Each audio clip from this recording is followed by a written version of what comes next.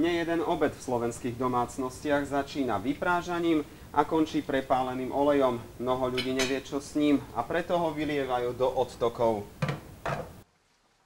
Taká rodina v Bratislave vypustí niečo v rámci roku od tých 5 do 10 litrov. Liter oleja môže znečistiť až 10 000 litrov vody. Niektoré čistiarne, ktoré nie sú vybavené zariadením na zachytávanie tukov, nedokážu vodu úplne vyčistiť.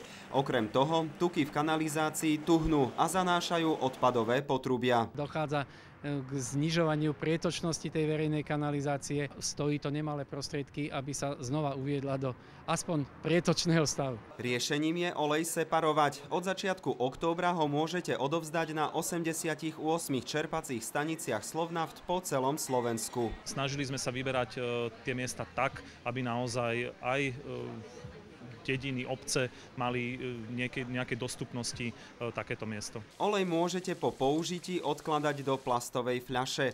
Prelievať by ste ho mali cez sitko, aby ho zvyšky potravín neznehodnotili.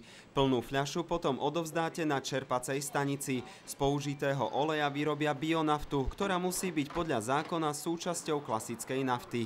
Z 1 litra kuchynského oleja dokážeme vyrobiť takmer 0,9 litra bionafty. Takto vyrobenú bionaftu následne dodáme do spoločnosti Slovnaft, ktorá ju primiešava do fosílnej nafty. K čerpacím staniciam pribudnú od nového roka aj ďalšie zberné miesta olejov. Zriadiť ich musia obce, ktorým to prikazuje nový zákon o odpadoch. Kristián Čekovský, RTVS.